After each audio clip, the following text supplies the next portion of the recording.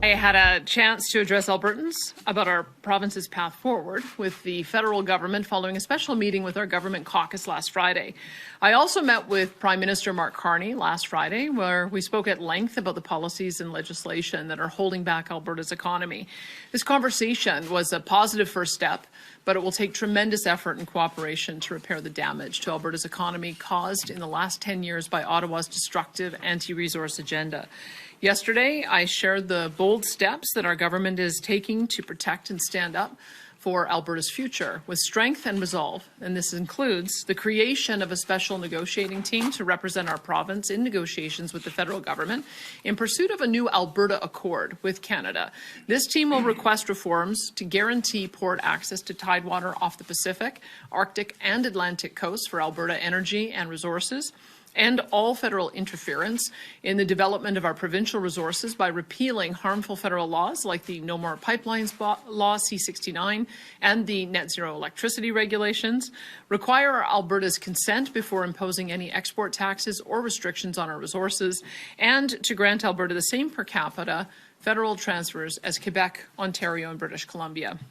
We are also launching the Alberta Next panel to explore long-term options for economic and constitutional protections from Ottawa.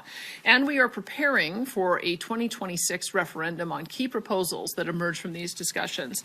As most Albertans know, I have repeatedly stated I do not support Alberta separating from Canada. I personally still have hope that there is a path forward for a strong and sovereign Alberta within a united Canada. So I am going to do everything within my power to negotiate a fair deal for Alberta with the new Prime Minister.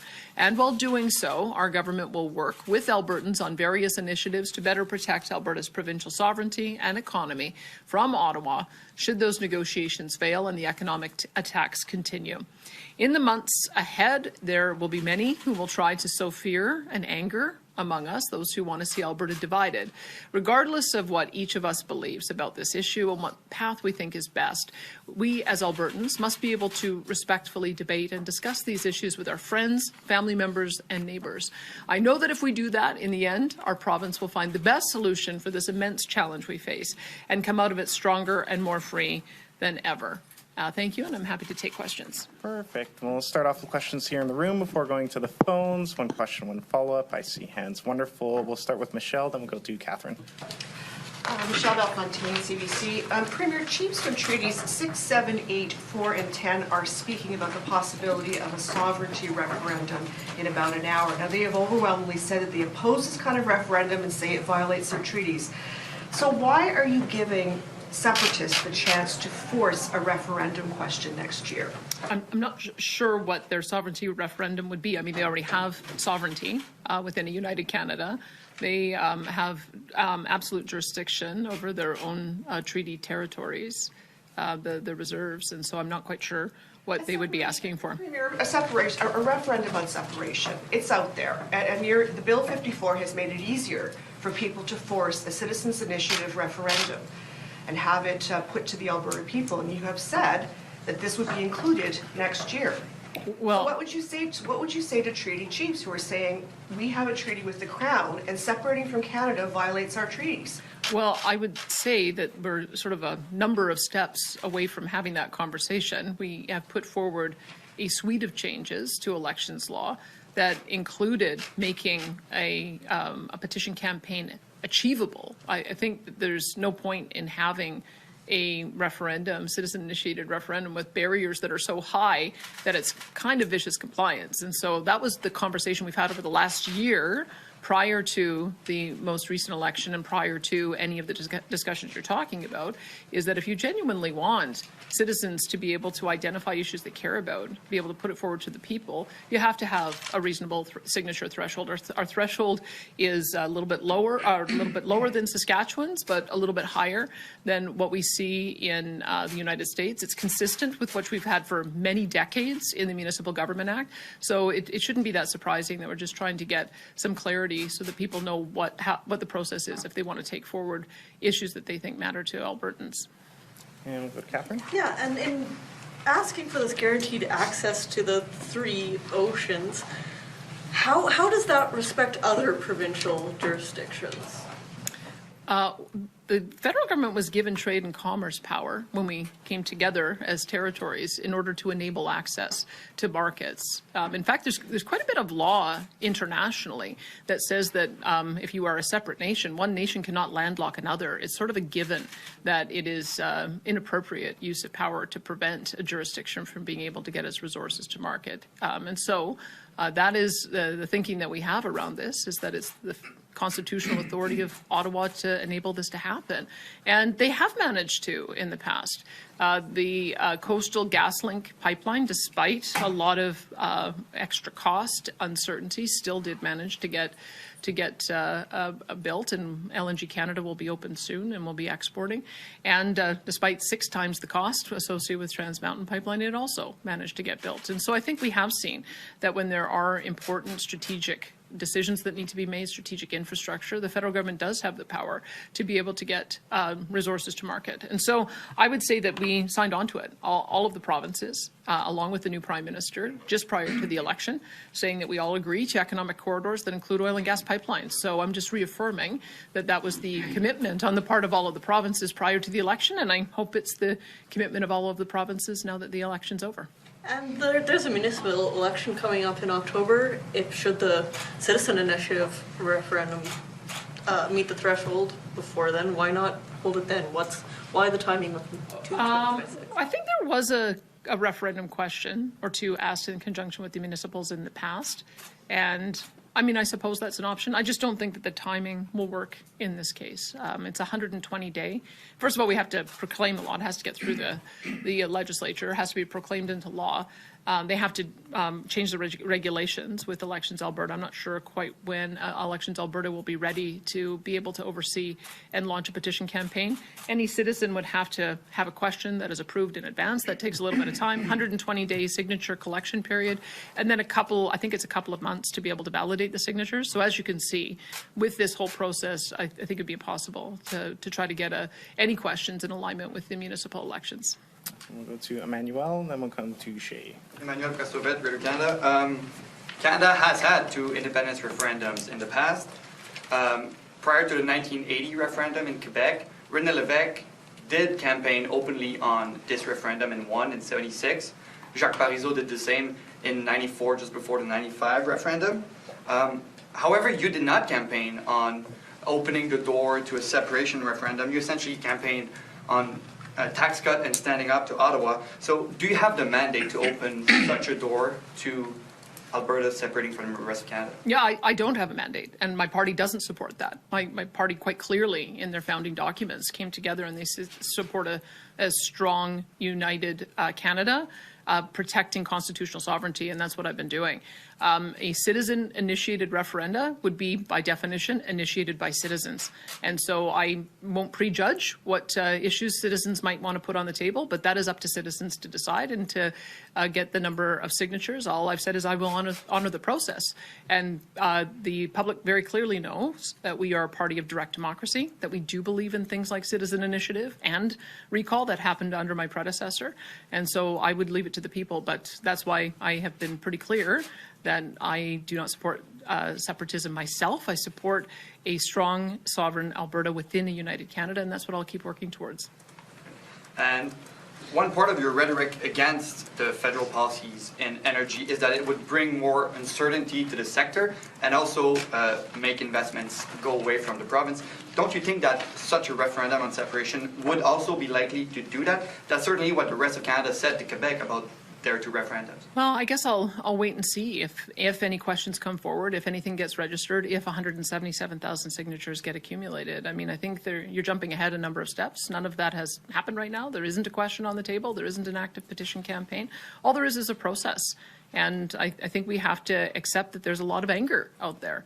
A lot of anger after the last election, a lot of anger at the way we've been treated for the last 10 years. And there's a lot of groups that are organizing to try to do something about it. We may disagree about what the path forward is. All I can tell you is my path forward is to try to do whatever I can to try to get a fair deal for Alberta. And that's why I've already engaged constructively with the Prime Minister on that. Just having the talks in the public opinion about maybe Alberta separating from the rest of Canada is is bad for Alberta? Well, those talks have been going on for some time. The level of support for a motion like that, I've been monitoring this for decades, and it's always ebbed and flowed, been as high as 30% in the past. I think it might be a little bit higher today, but that has always been in the background in Alberta electoral politics, and it's just happened to flare up right now. But that is, citizens have a right. I believe in free speech. Citizens have a right to express their opinion on things that they're concerned about, and I think it's my job to make sure that debate is respectful,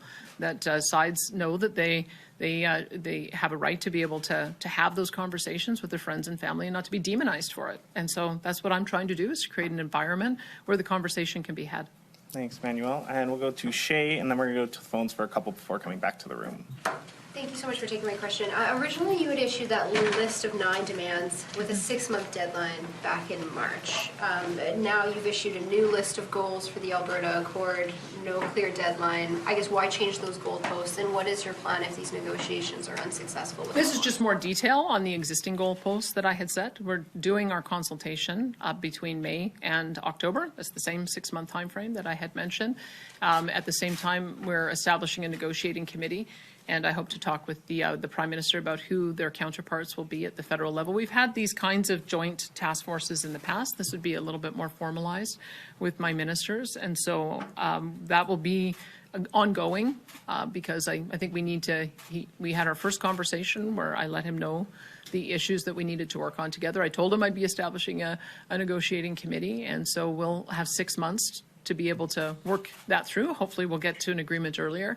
We'll then at the same time have 6 months to travel the province with a committee to find out how Albertans are feeling and some of the issues they might want us to address. And again, I won't prejudge that. I don't know what kind of issues will be raised as we go through there, but we'll have those parallel processes, and I hope we can get to a constructive relationship with the new Prime Minister and address some of these things that have been an irritant for a number of years. Just as a follow-up to that, and my second question, what is my second part of that question is, what happens if those negotiations fail after your 6-month deadline? And then my follow-up, I guess just in terms of a scenario, either legally, economically, or politically, is there one in which Alberta could actually separate from Canada with its national parks, with all of the treaty negotiations? Is that even possible? Should all of those steps be followed with a citizen-led petition? Well, I'm not going to walk into negotiations with the expectation that they're going to fail. I think that that's defeatist. I don't think that Prime Minister Carney walked into his meeting with Donald Trump today expecting it to fail. I think he walked in hopeful that they would come to an agreement and maybe start the Canada-U.S. free trade agreements. I guess we'll find out in another hour or so, or a couple of hours, about whether that is going to be the case. I'm hopeful that we actually can get those conversations restarted. And I'm equally hopeful that we'll have constructive conversations with the Prime Minister. So he knows my concerns. He didn't object to any of the issues that I had raised on the call that we had. So I'm optimistic that we'll be able to find some common ground there. So I will see how that ultimately plays out, and then perhaps 6 months from now, if it's unsuccessful, we'll be able to have another conversation about what comes next. Thanks, Shay. We're going to go to the phones for a couple questions. Operator, could you put through our first caller, please? Thank you. Dawn Braid at the Calgary Herald. Premier, thanks for taking my question. David Cameron wasn't a separatist either when he enabled a Brexit referendum in Britain. What he did, fairly close to the beginning of that, was say that he would honor the result of the referendum, and of course was thoroughly shocked when it passed. So my question to you is, will you say today whether or not, if a referendum on separation should carry sometime next year, you will honor that and start, if the answer is yes to it, that you would honor it and start the process to separate Alberta from Canada? I did say yesterday in my commentary that I will respect the wishes of Albertans. And so at the moment, they're a bit undefined about what it is Albertans want to do. There's been a number of different groups proposing different new relationships, different ways to express autonomy. So until I see an actual question with 177,000 signatures of Albertans that are supportive of it, it's difficult for me to know what that looks like. But I honor the process. I'm creating a process so that citizens do have a right to identify an issue and be able to bring it forward with the support of their fellow citizens so that it can be put to a referendum. If the answer is fairly simple, the question is fairly simple. Do you want Alberta to separate from Canada. Would you be willing, if it was as simple and clear-cut as that and there was a good-sized majority, would you be willing to proceed? There's a lot of ifs in that. I think if an election were held today, it would get about 30% support. So that's why I want to make sure that those numbers do not get higher and those numbers end up going lower because we're successful in negotiating a new arrangement with Canada. That's my marching orders. I've heard pretty overwhelmingly from my caucus, from the people who've contacted my office, from the people I've consulted with, is that they want me to give it a try. We tried for 2.5 years with the Prime Minister that was in place when I got elected, and I'm going to try. I think that's the only thing that I can do, and hope that we have a different approach. And I think we've already seen evidence that we have a Prime Minister that's willing to change gears. He dropped the carbon tax minutes after he got elected because it was a policy that was driving up costs, creating a more unaffordable life for all Canadians, hated across the country, hated by all political parties. And so that's an evidence of some pragmatism. Well, we've got 9 more to go. And so I'm getting started on that to begin with. Thanks, Dawn. Operator, could you put through our next caller, please? And then we'll come back to the room. Thank you. Rob Ferguson at the Toronto Star. Hi, Premier. I'm wondering if you have any retort for Premier Doug Ford today after what he said in Toronto about the possible separatism referendum.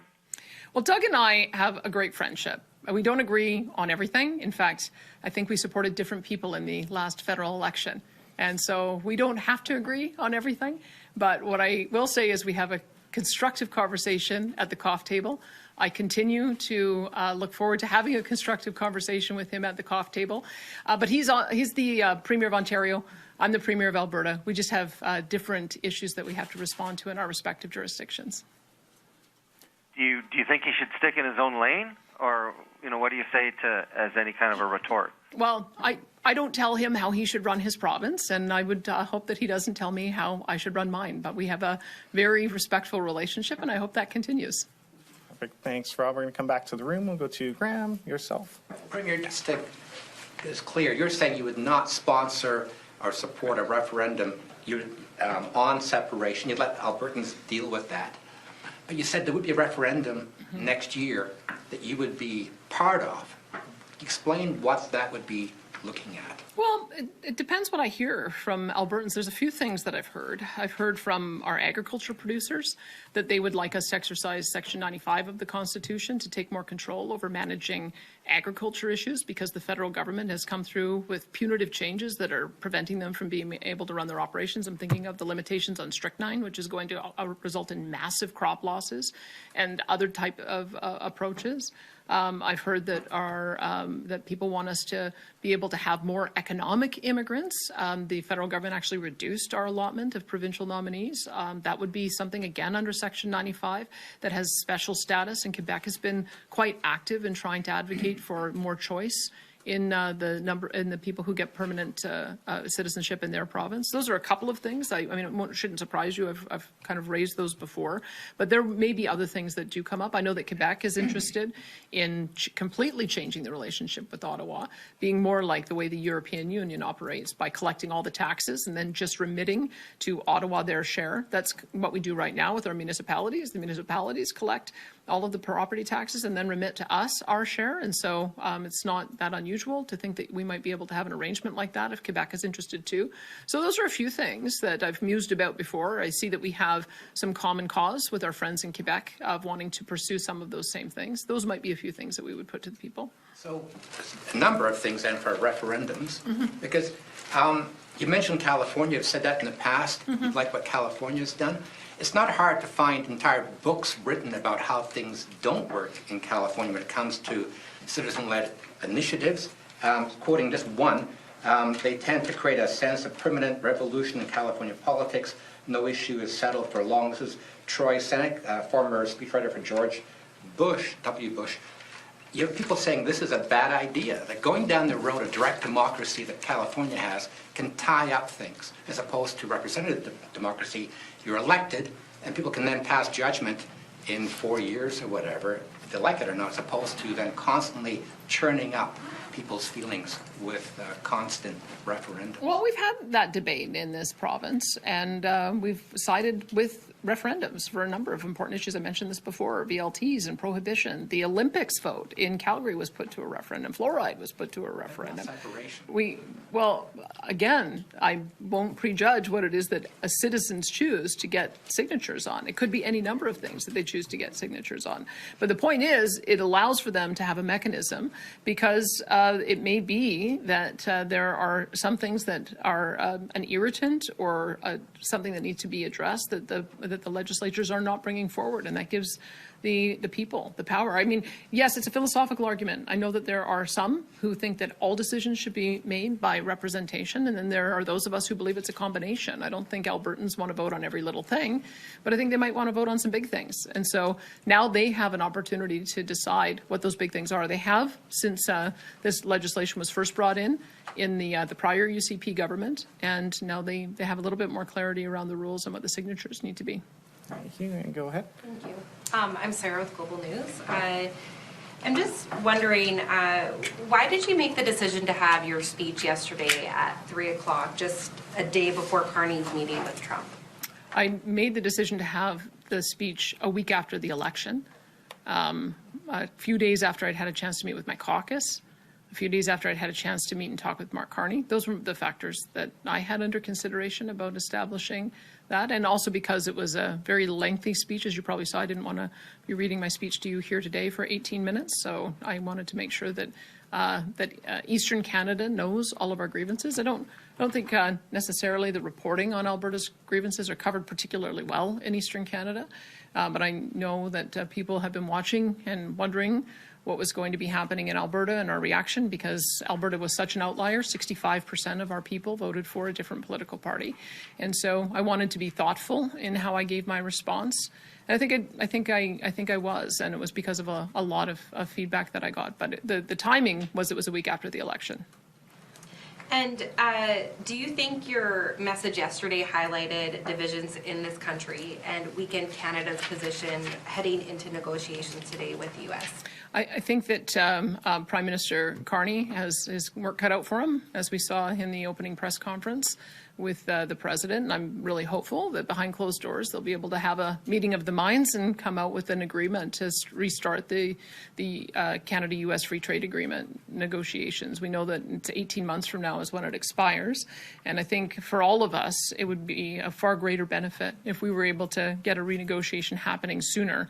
So I'll see. I'm just as hopeful as anyone else that they're able to have a reset on the relationship. I don't think it's any secret that the relationship with the prior Prime Minister was very poor, and I think led to a lot of the challenges that we've had over the last 5 or 6 months. So we'll see if Prime Minister Carney can reset that in the meeting he has today, and I'm hopeful that he can. Thank you. We have time for a few more questions. We'll go to Lisa, then we're going to hop back to the phones. Thanks, Sam. You've said that you are committed to upholding First Nation treaties and inherent rights. This is on the sovereignty referendum question, but the Referendum Act says a majority vote is binding on your government, 50% plus one. So if that vote passes, your government would be bound to follow that referendum choice. How exactly do you plan to uphold those treaties in the event that your government's hands are tied and you need to separate Alberta from Canada? How do you uphold those treaties? What does that involve? Well, I think there's been lots of court challenges and court decisions around First Nations, Inuit, and Métis rights, and we would honor all of those. We have treaties that have been signed and are binding. We have as well Section 35 of the Constitution, which enshrines Aboriginal rights. Any discussion that we're having, is including Alberta's expressing its own constitutional sovereignty, is about Alberta's relationship with Ottawa. We have also defined rights under our Constitution about Alberta's relationship with Ottawa and how that's supposed to work. And I have never presumed that anything that we can do is going to impact First Nations rights. In fact, I've said the opposite, that we accept it and respect the fact that they are sovereign jurisdictions in their own right. This is about trying to have Alberta's relationship with Ottawa improve. And just a follow-up to that, I mean, you're saying that you never presumed it would impact Indigenous treaty rights, but we've got a large group of them representing just about every treaty, I think, in this country, saying this is a violation of their treaty rights. And what you, like, generally what you're saying today is that you don't want to get too far ahead of yourself. You don't want to presume that this referendum is necessarily happening or that it will pass. Did you not think about these things ahead of time? Did you not think about what would happen if you opened the door and lowered the bar for citizens to initiate a referendum in this province? Well, I guess I have to wait and see what kind of question comes forward from citizens before I would be able to make a judgment about whether or not it would impact rights. But what I have said is that you can't vote away treaty rights. You can't vote away Indigenous rights. You can't have a referendum on things that are enshrined in our various constitutional conventions and laws and court decisions. So I'll wait and see what sort of referendum questions come forward, but my expectation would be that that those rights would be honored. Thanks, Lisa. We're going to go back to the phones for our last few questions. Operator, could you put through the next caller, please? Thank you. Tamar Jarani from the Globe and Mail. Thank you, Premier Smith, for taking our questions today. My first question is about your speech from yesterday. Premier, you said that you don't personally support Alberta's separation from Canada, and you also said that you want several Liberal policies from over the last decade, particularly about energy, to be abolished by Ottawa. At the same time, you said you're going to allow discussions of potential separation to be brought up at these town halls that you'll be chairing with the new panel, all of which could lead to a referendum with the possible question of separation next year. Do you believe these actions from your government will impact the negotiations for a new fair deal you want your special Alberta negotiating team to have with Ottawa? And in turn, do you think these actions will affect Ottawa's negotiations with Washington, where President Donald Trump has said he wants to make Canada its 51st state?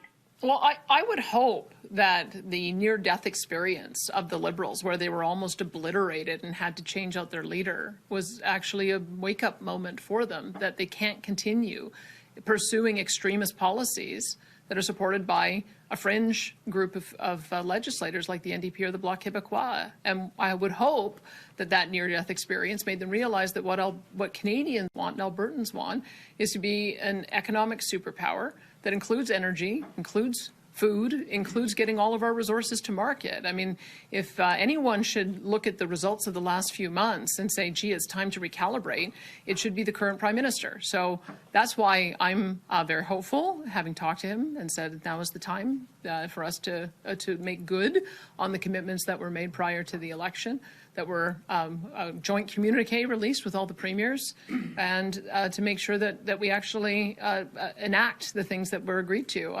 As I said in my speech yesterday, that Albertans expect action, not just words. And so that's why I'm very hopeful that somebody who ran on a mandate to start doing the kind of things we're talking about is going to be serious about removing the barriers to make it happen. So that's my starting point going into the discussions.